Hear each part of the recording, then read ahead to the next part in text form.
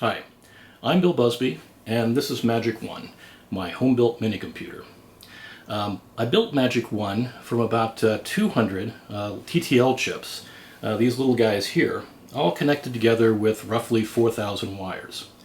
Magic-1 doesn't use an off-the-shelf CPU. In fact, most of Magic-1 is the custom CPU that I designed and built with its own custom instruction set. And that's just the hardware. The software was a huge part of the project. It's Magic-1 is running a port of the Minix operating system, have a C compiler, I wrote an assembler, a linker, got the TCP IP stack from Minix, and hundreds of other small applications, mostly written in C. It's a full-featured, multi-user, multitasking mini-computer system connected to the internet, and of course, the best part of all, it's got a real front panel with switches and blinky lights. Well, today is a birthday of sorts. Magic-1 actually came alive 10 years ago today, April 13th, 2004, just before midnight. It successfully ran its first complete program, computing Fibonacci of 10. And I actually videotaped that. So if you want to take a look at what it looked like when it finally came alive, just look for the link to the video in the description here. Anyway, since that first Fibonacci run, Magic-1 has been running nearly continuously. I pretty much leave it on all the time. It serves simple web pages, but it also provides open access. Anyone can telnet in and check it out, play around, play a few games, and literally thousands and thousands of people have done that. Even now, 10 years later, I probably get a couple visitors a day.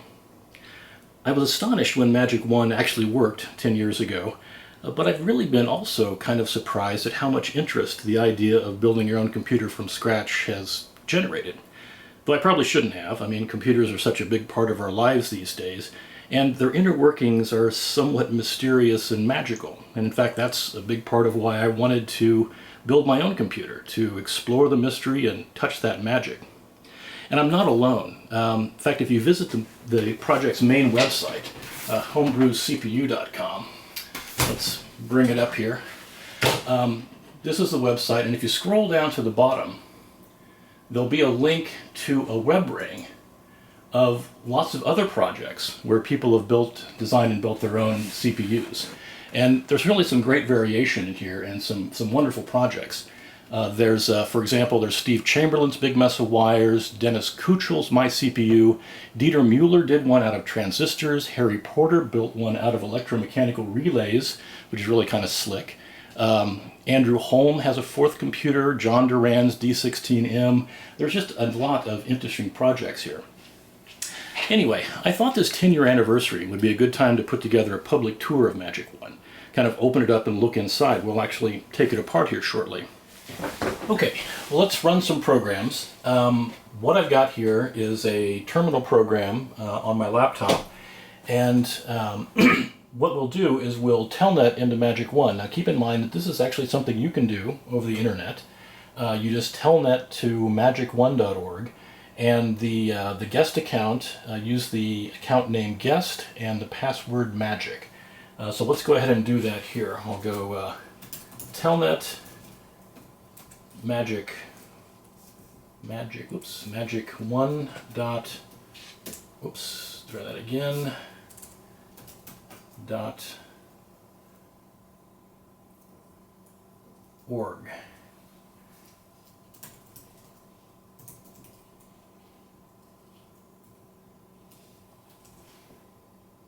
Now, it'll take a while before it connects. It actually has to do quite a lot when you're first starting up a shell session. There's ways that I can make that faster, and maybe eventually I'll get around to it. Mostly, Minix doesn't support demand paging, which Magic-1 is capable of doing. So forking and execing is quite slow, slower than it needs to be on Magic-1. And during the login process, we're probably kicking off, maybe a dozen processes.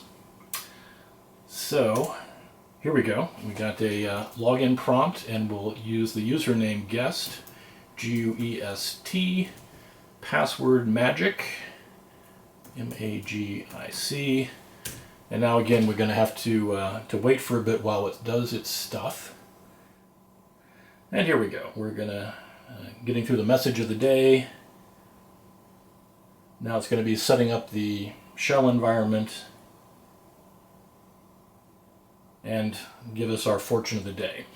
Okay, so now we have a prompt, and Magic-1 runs Minix, which is similar to Linux, which most people are familiar with, or many people are familiar with,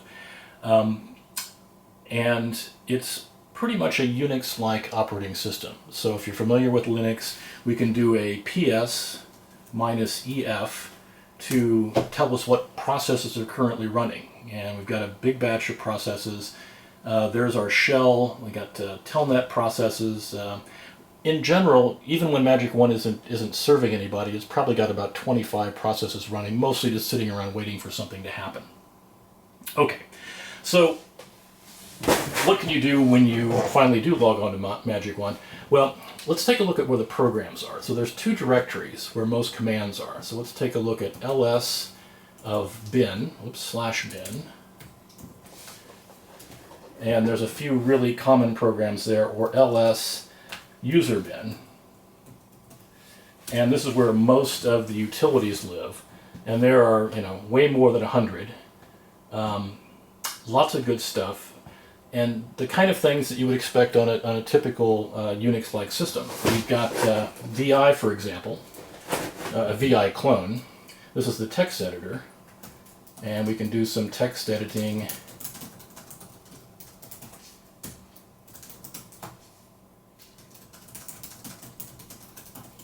Okay. All right. And, oops, we'll just quit. There's also some historically interesting programs. We've got the old SC spreadsheet, which I believe was written by Bill Joy before he founded Sun. And SC is kind of like VisiCalc used to be. It's a regular spreadsheet. And let's use it here. We can set some values in the columns here. Let's go equals 2. Oops, equals 2. It's kind of hard to type here. There we go. And then in this column we'll do the sum equals @ sum of cells A0 through A1. And that should give us a 3, which it does. And if we change this one to 234, we'll see that we update there. So anyway, it's a spreadsheet.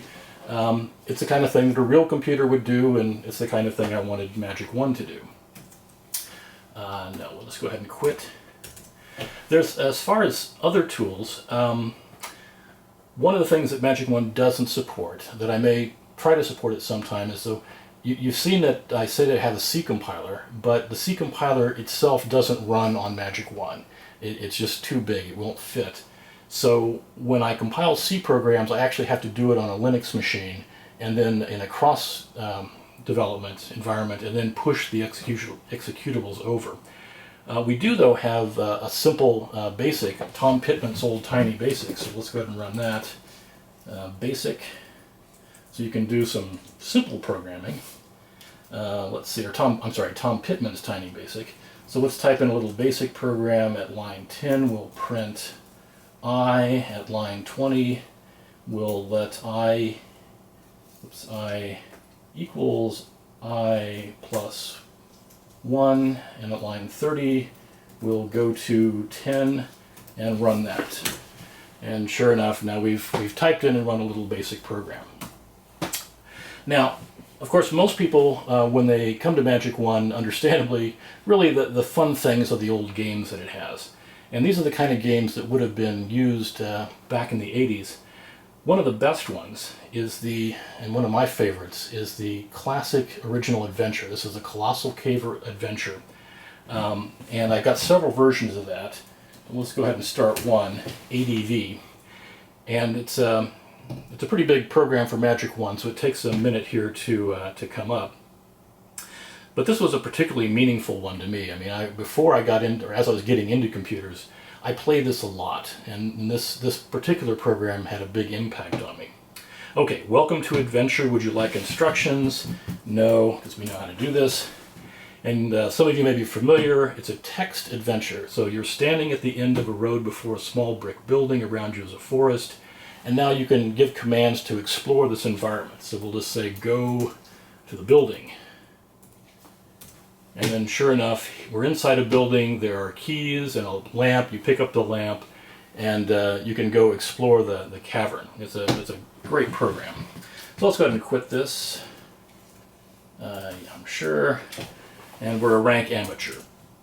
Now another one that is kind of fun, one of my kids is a big World of Warcraft player, and I like to give them a hard time and show them sort of the origins of that style of game.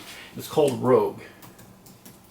Now, as you recall, I say Magic-1 doesn't really have any graphics to speak of, but it does have what a lot of computers like it did back in the day, what are called curses programming. So it uses just the ability to print different characters at particular points in the screen, and people got some amazing games going using that capability.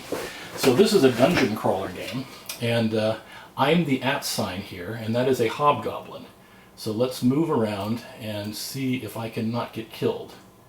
Okay, so I missed him, I missed him, I missed him. I think I may die here. No, I actually got the hobgoblin. So let's move over here. And one of the nice things, cool things about this game is that you can only see what's visible to you at the time. And so as we go, we left that room, it went blank. Now we've entered a new room. We picked up some gold, and there's a scroll. Anyway, it's called a dungeon crawler. It's kind of cool. I used to play this a lot, although now it's mostly curiosity. But it really is games like this that were kind of the origins of things like World of Warcraft, even though it may not look quite as fancy. All right. Okay. So if we go to user local games,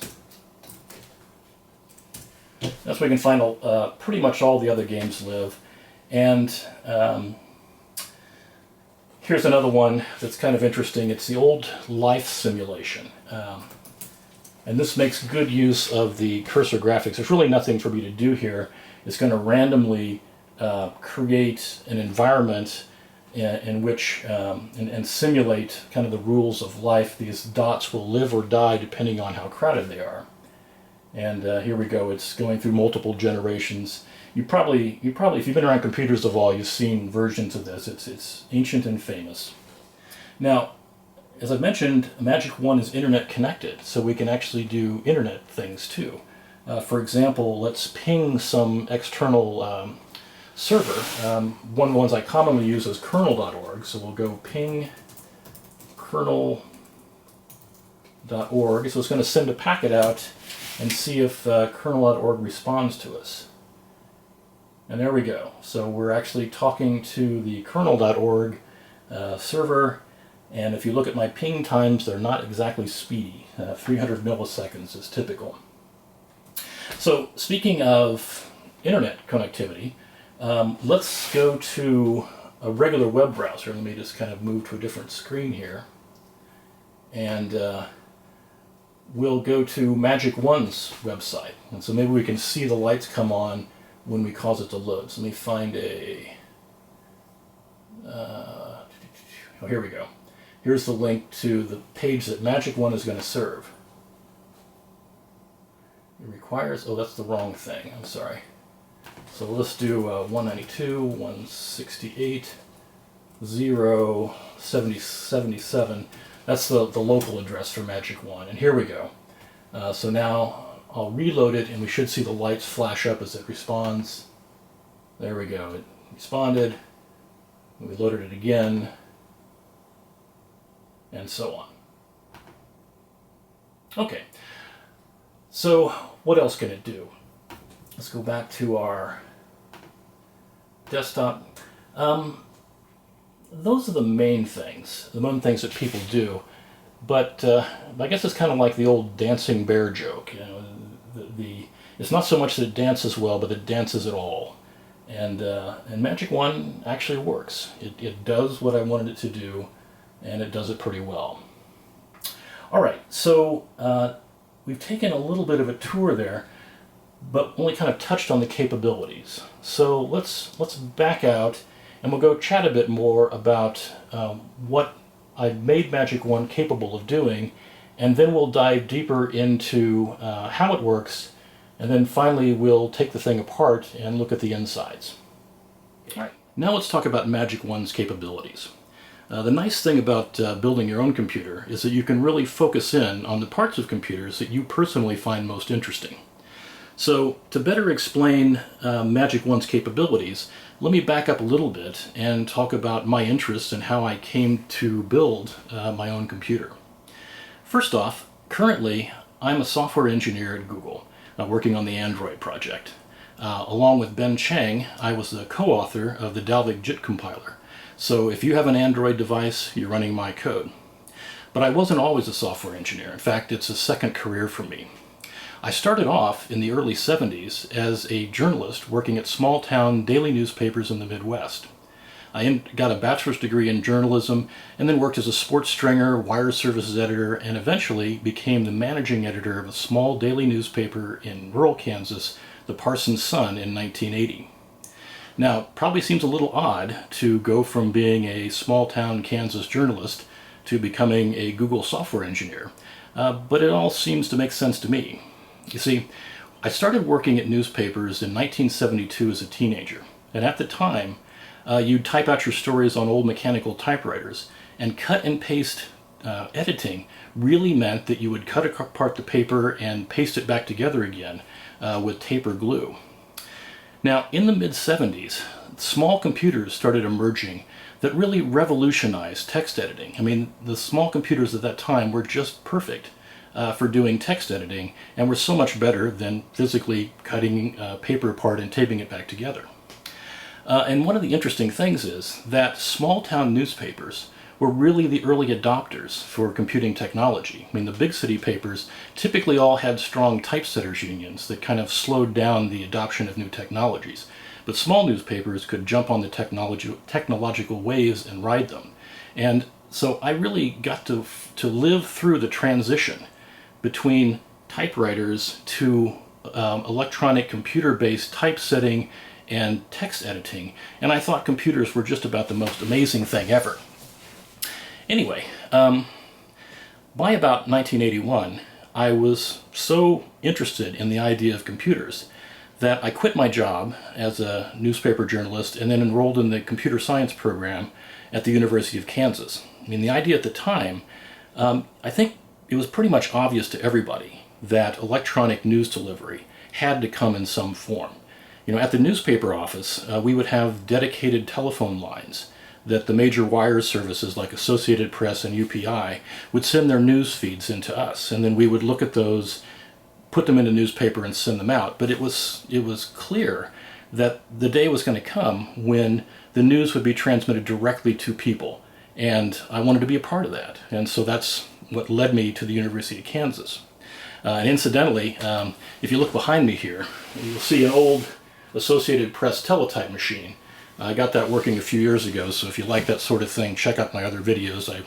I've got a few where I run it. Anyway, digression.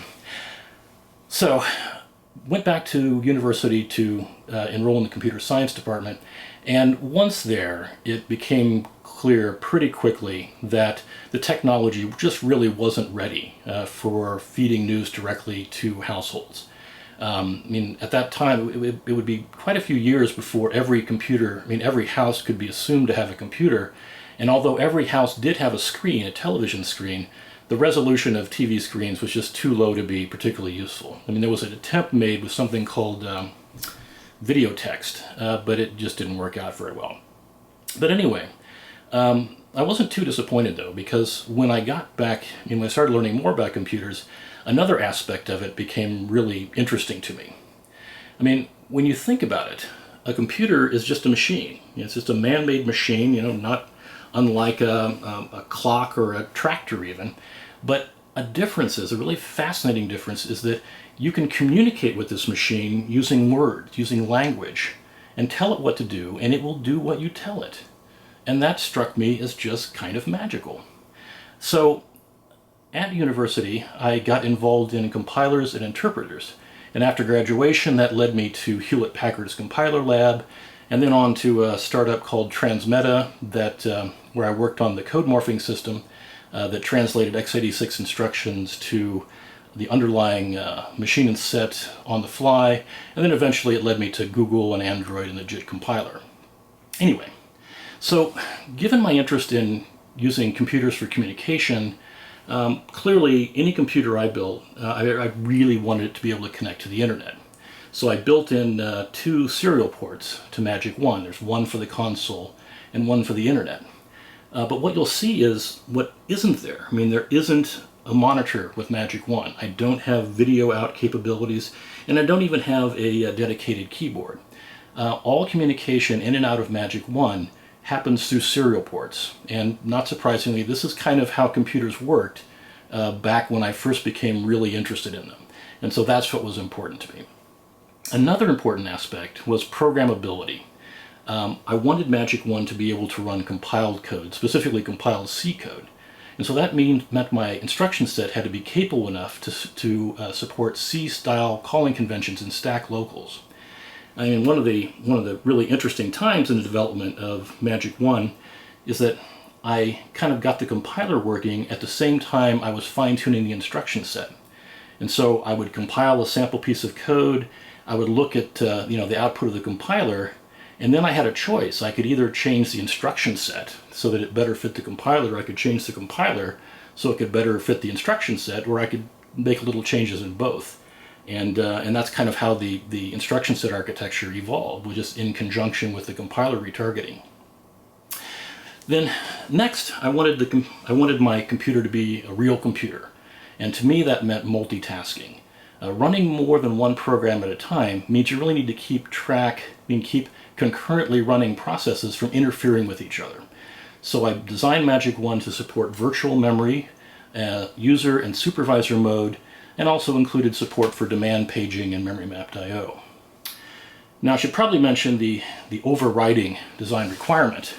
I needed to keep it simple enough that I could actually build it, and I very nearly failed at that.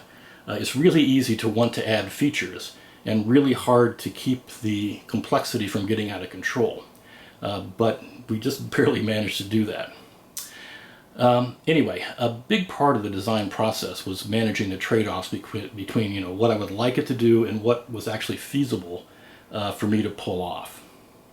And then finally, the most important personal requirement of any computer I built is that it had to have a front panel.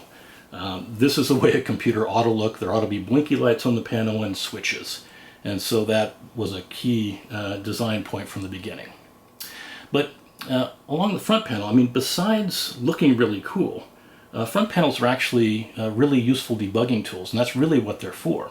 The front panel will tell you what's going on inside the computer, and the switches let you kind of change and probe the internals. And I found this really useful during the bring-up of Magic-1. And so that's one of the next things we want to look at is the front panel. But because the front panel shows the internal state of the machine, let's take a detour and we'll run through the microarchitecture of Magic-1. We'll look at the insides, the data paths, the registers, and walk through a sample instruction execution. And then after that, we'll come back and start flipping switches. This is a functional diagram of Magic-1. You can find it on the main website as well as in the schematics packet. And we'll use this to kind of take a look at how Magic-1 works internally. And let's start with the address bus. So the address bus on Magic-1 is 22 bits wide. That means Magic-1 can address up to 4 megabytes of bytes. And these boxes here represent the memory, the SRAM, the ROM, the read-only memory that we use during the boot process, and then devices. This would be like the serial ports. They're actually mapped as if they're memory, so the CPU will talk to them just as if they were a memory address. Now, things coming out of memory or devices will travel along the data bus. The data bus for Magic-1 is 8 bits wide. That means we can pull out memory a byte at a time. And it generally, when you go fetch something out of memory, it will end up here in the memory data register. This is sort of a central switching point when we're routing data around.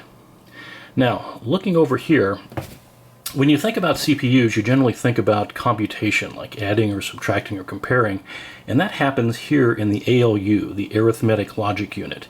The ALU will take two operands, one from the right-hand bus and one from the left-hand internal bus, perform some operation, and then send it out onto the Z bus, and then from there it'll be routed to where it's supposed to go.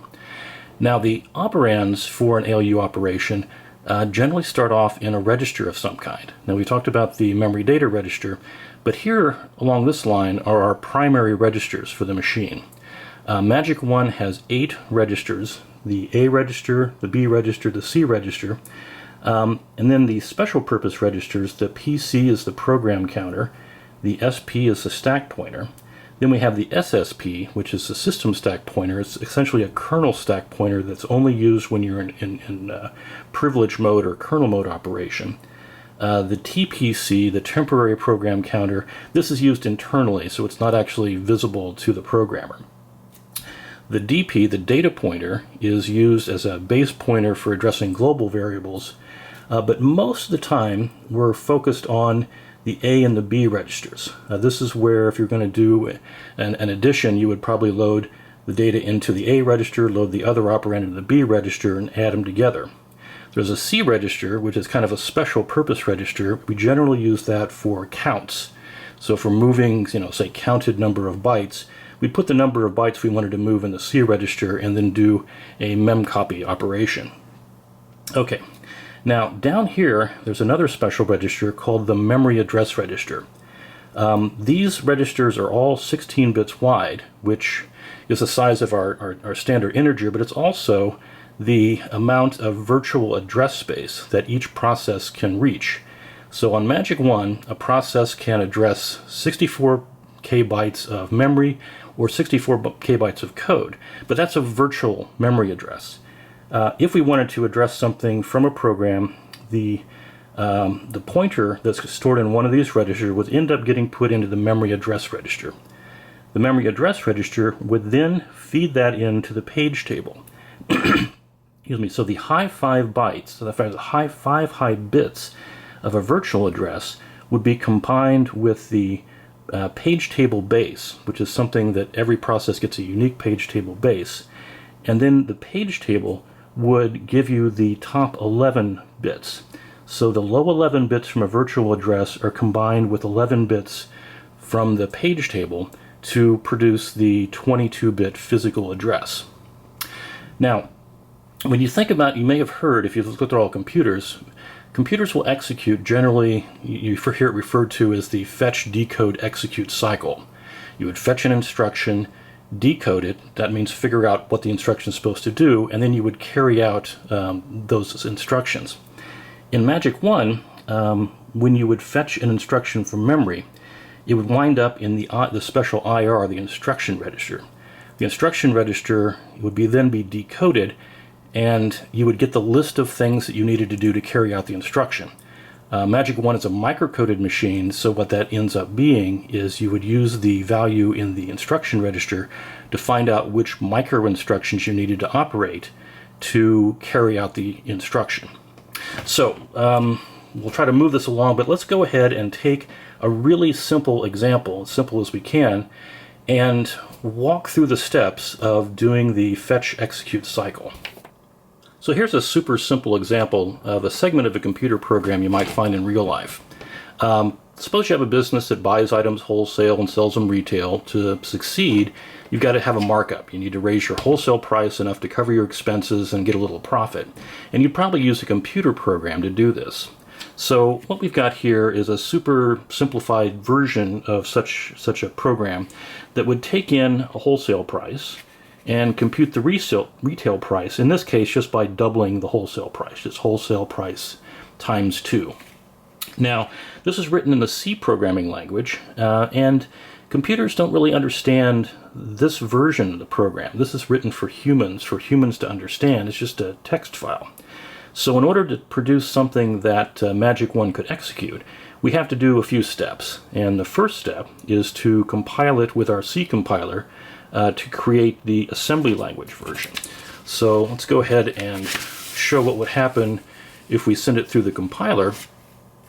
It would translate this wholesale price times 2 into these 3 instructions. So the first instruction is a load.16, so load 16 bits of data into the A register, and the memory where we're going to load it from is the stack pointer plus 4. And this is how parameters on Magic-1 are passed to functions. And then once we've loaded the wholesale price into the A register, we would multiply it by 2. And in this case, the compiler was smart enough to know that multiplying by 2 can be done by just adding it to itself, which is quite a bit cheaper. And then finally, we have a return instruction. We return to our caller, passing the result back in the A register. But once again, this is still a text file, and Magic-1 can't execute a text file, so we have another step we have to do, and that's to convert the text versions of these assembly language instructions into the binary codes that Magic-1 can understand. And we do that through a program called an assembler. And here's the assembler listing for assembling this, and what you see here, this is the load instruction we've done earlier. It's translated into 2 bytes, and these are in hexadecimal base 16. 81 is the opcode for this instruction, and then the 4 you see there is the 4 from the displacement from the stack pointer. The other instruction, the add AA, the assembler also once again did a slight optimization. It knows that adding a register to itself is the same thing as shifting that register by 1 bit position, so it actually chose a shift left by 1 of register A, and the opcode for that is a C2. And then finally, the return instruction is translated into the opcode 0B. Now, this is actually what Magic-1 will execute. And so let's go ahead and walk through the execution of this load instruction. It's a little bit on the complex side as far as they go, but it will show you most of the way data gets moved around inside the CPU. All right, so let's go back to our functional diagram. We'll zoom out here. And gonna set the camera back to where it should be. Okay, now to make it a little bit easier, since we don't have this paper to move around, the program counter is going to be pointing to the code we're executing. And as we've just seen, the bytes are going to be an 81 for the add, then an 04 for the displacement, a C2 for the left shift, and a 0B for the return. Then the stack pointer is going to be pointing to some section of memory that our caller set up. And we won't worry too much about what's in there, but it's going to be pointing to some part of memory. Now, earlier I'd mentioned that it's typical to think of the way CPUs operate as having a fetch, decode, execute cycle. Magic-1 does have that, but it's a little, just slightly shifted. Just for efficiency's sake, every instruction is responsible for fetching the opcode of the next instruction. So at the time we start walking through the execution of our load, the first byte, the hex 81, will already have been placed in the instruction register. And so that means that over here, the program counter is actually going to be pointing to the 04, the displacement. So let's remind ourselves of what the instruction we're using. It's an LD.16A of offset 4 from SP. Now, to execute this instruction, what we're going to have to do is to create a memory address over here of where our data lives. And it's going to live at offset 4 from where the stack pointer is pointing. So the first thing that Magic-1 does is it's going to go ahead and fetch this displacement byte from the code. Now, to do that, we've got to get the address of that which is in the PC and somehow convert that into, and this is a 16-bit address, we've got to convert that into our 22-bit physical address. And the way that happens is, step 1, we need to move the value of the PC into the memory address register.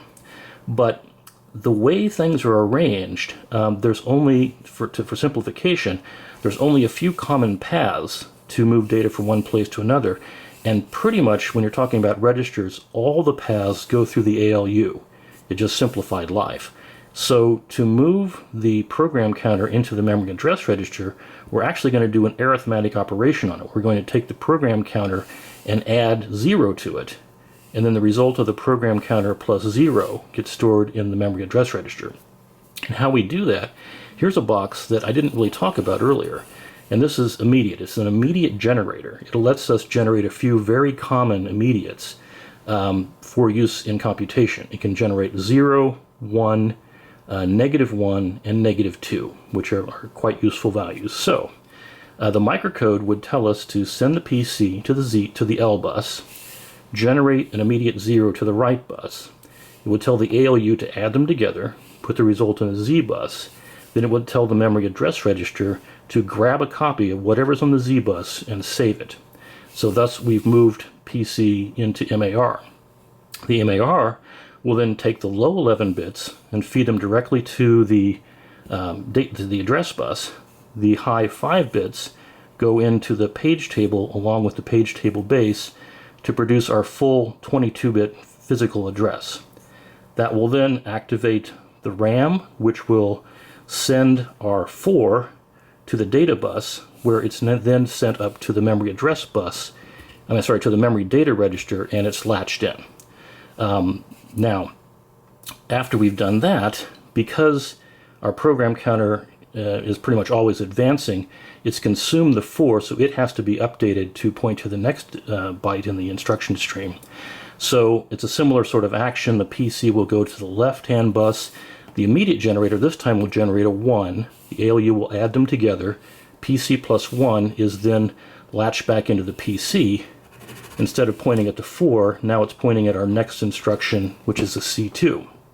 So we're going to start doing some more similar things. Now we have our offset from SP to point to where our real data is. So we'll take the SP value, send it to the left bus. The memory data register will go to the right-hand bus. The ALU will add them together. The result is stored in the MAR, which is then fed through the page table mechanism.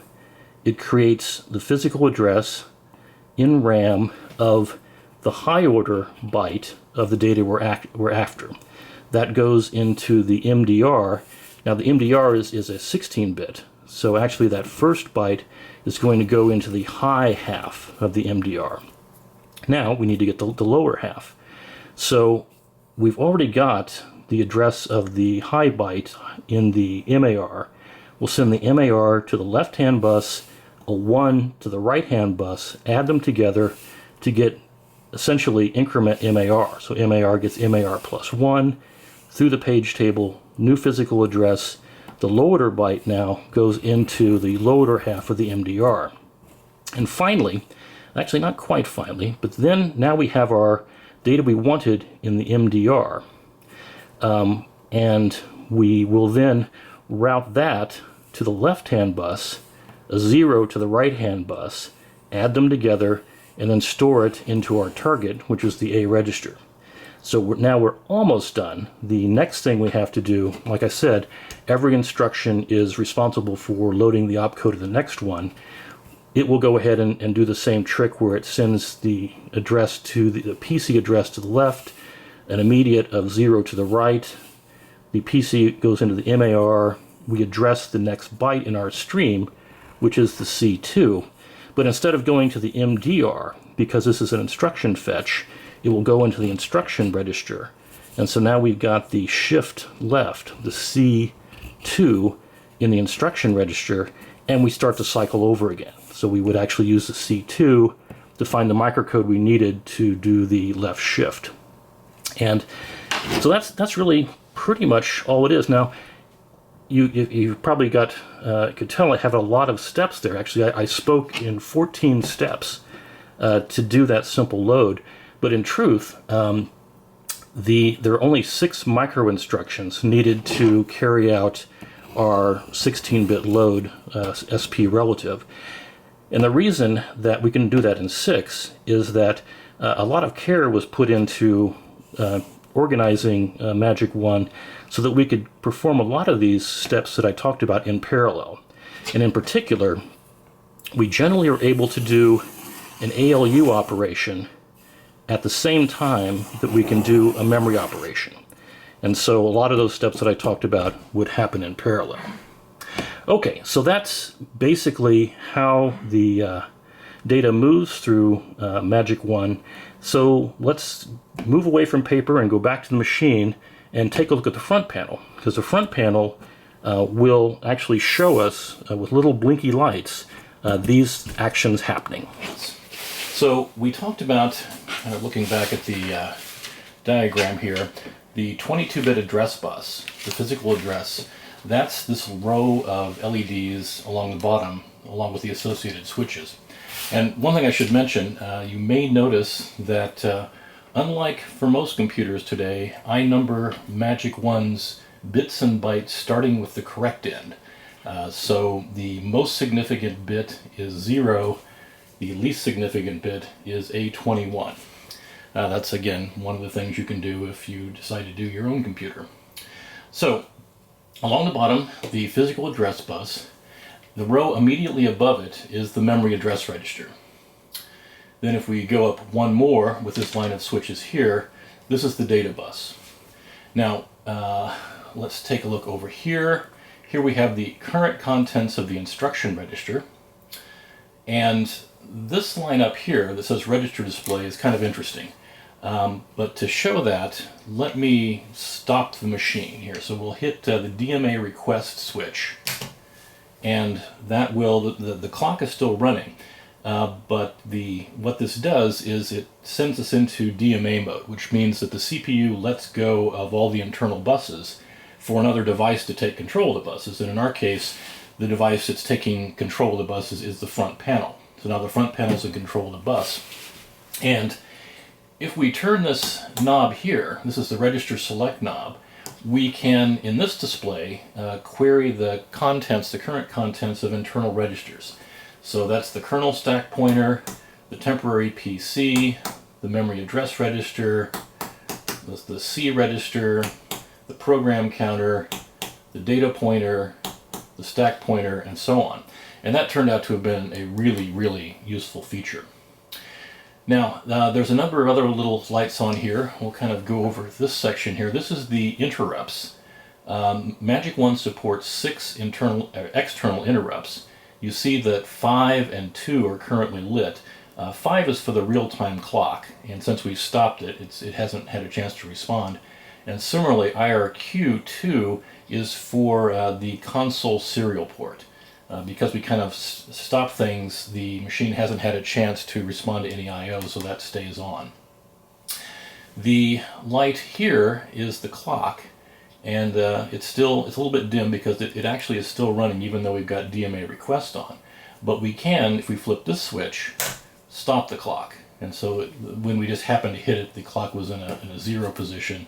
Let's continue letting it run. The lights down here, this is kind of memory control and miscellaneous. This instruction init will light every time we start a new instruction. This is the memory write. This is the read write. This comes on if we're doing a memory reference. And these are 2 that will fire if we take a page fault of some kind. This is the not writable page fault and not present. The codes up here, this is the condition codes from the ALU, the Z bit, the S bit, the C bit, the V bit. So if you do a comparison between 2 numbers, the ALU will kind of show you what was the result. And this is what is typically used for branching. So if you compare 2 numbers and they happen to be equal, the Z flag will be set, and then you can branch on Z or branch if they're equal. The lights here are more of kind of CPU control. M means virtual memory is turned on, E means interrupts are enabled, and P is whether you're in protected mode or kernel mode or user mode. And as it happens, I believe we are in kernel mode right now. And then there's some other miscellaneous status switches. Halt is if we do a halt instruction. Reset, again, if we reset the machine. And this IDE is we have an IDE interface, a hard drive interface in Magic-1, and this is the drive activity light. Okay, so let's go ahead and let the machine continue to run.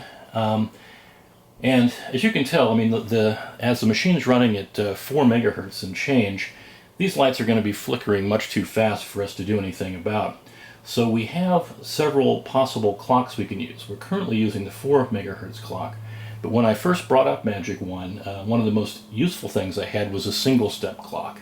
I could actually use the switch to toggle the clock on and off, and single-step to make sure things were going right. But one of the other interesting clock modes is the variable speed clock, or the slow clock. And that's a clock that we can slow down enough so that we can really see what's happening.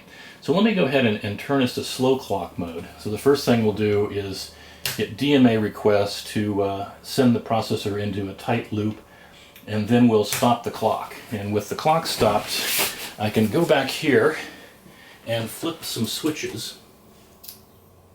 And make sure I get these right. Down and up.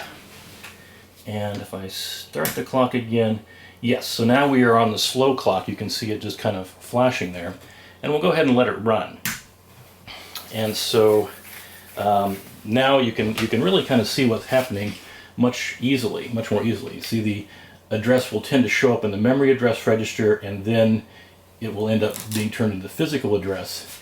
If we look at this little green light flashing on and off, this means it'll flash on at the beginning of each new instruction. And so we should see a flash here pretty soon. We're probably doing a return from interrupt, and those take a while. Yeah, there we went one. And here's, we're doing memory references, read-write. You'll occasionally see the right one pop.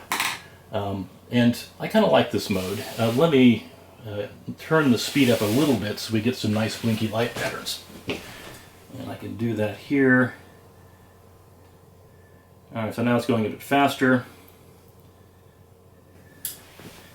But it's kind of fun to watch the machine execute in this mode. And again, I can always turn this switch to display current register values. Now, let me go ahead and stop us again. Let's see, we'll do DMA request and stop the clock. And talk a little bit about these switches. Now, you've seen me use these switches to stop the clock in single step, but these switches down here, the address bus switches and the data bus switches, are really useful for looking at what's in memory at any given time. And the way that works is we use the address bus switches to just select some address in memory, and whatever value is at that memory address will show up here on the data bus. So if we just kind of move things around, we can go query the current contents of memory. Now, it's of course, typically today you'd be using a debugger to go, debugger program to go look at memory, but when you're first bringing the machine up, it may not be capable enough to run any kind of debugging monitor, and the best and maybe the only choice you have is to flip some switches and manually look at memory. Now, truly, at this point, largely let's get this going again. The front panel switches and lights are mostly just for show, but when I need to do some serious debugging these days, I typically would use my logic analyzer. And one of the nice things about the way Magic-1 is set up, to use a logic analyzer, I can actually pull the front panel down to get access to the back plane.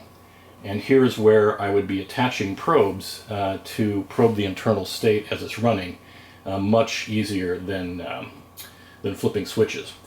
Okay, so that's kind of the overview.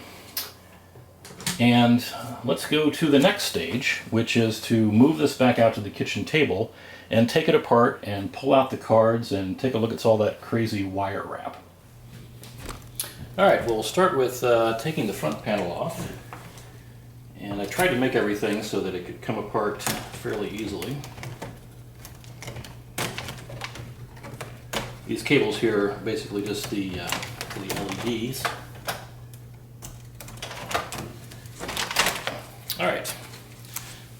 panel off, and let's flip him around.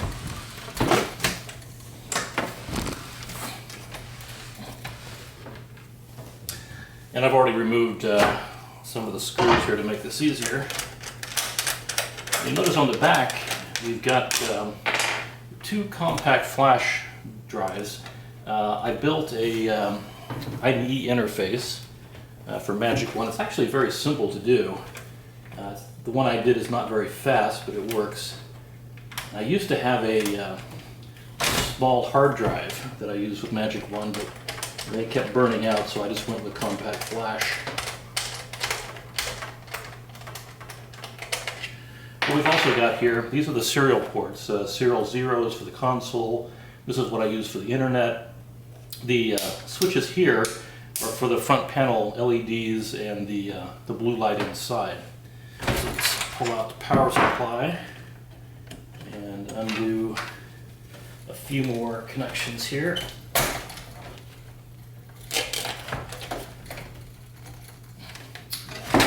And I think this should be clear.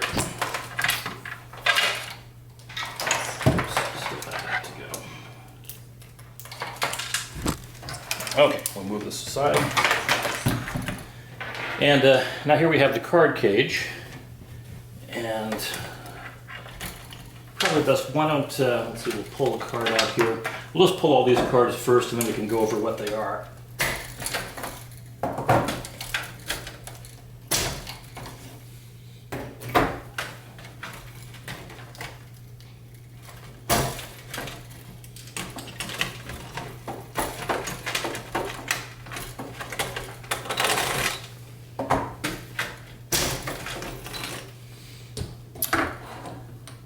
Okay, well let me shift the camera around so we can get a better view of the cards.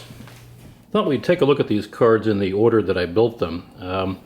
I built them in a particular order in part because I'd never done a significant amount of wire wrap before. So I figured I would learn as I go, and I needed to be better by the time I got to the more difficult cards. This is the front panel and clock card. So it handles, like here, a bunch of pull-up resistors for the LEDs. I'm sorry, current limiting resistors for the LEDs. Here are the oscillators for the clocks. This one's divided by 4 to give us 4.09 megahertz, which is the main clock. And if we take a look at the more interesting side, so here's the wire wrap side. I used a wire wrap gun to do this, and it took me a while to get very good at it. But this was probably the simplest one. The wires there, the density isn't very high. All right, so now let's move over to the device card. So this is a card that has the serial ports. These are the 2 UARTs for the serial port. This is the boot ROM, the real-time clock, and the battery backup for the real-time clock. And this cable is what goes out to the serial ports. So let's again take a look at the wire wrap side. And as you may be able to see, the wire wrap is getting a little bit more dense here. All right, next, the memory card. So for Magic-1 has 4 megabytes of memory. It's organized as, these are 512K by 8 byte SRAMs, and so that all adds up to 4 meg. And then there's various other logic for the page table, and again, the wire wrap side's getting a little bit progressively more complex. So finally, let's move into our really dense and complex cards. This is the control card. This is where the microcode is. These are PROMs that hold the microcode, and a great deal of logic for decoding instructions. And this is a very dense card. As you can see, there isn't much unused space. And let's try zooming in to the wires. We'll look around there a bit. What I tried to do was, if you notice there's different colors here, I ran out of the different colors, but in general, for signals that were not edge sensitive, like these, I didn't bother to avoid bundles. But for edge sensitive signals, I tried to go just directly, and the idea there was to eliminate the possibility of crosstalk, or reduce the possibility. All right, one last card, and this is the most dense card, and that's our, zoom back up. Oops, sorry about that. And this is the register card. So this is where all of the registers live, and I think there's maybe 4 slots left in that guy. And again, a nice, really dense batch of wires. So this, the wire wrap gets a lot of comments about how difficult it must have been.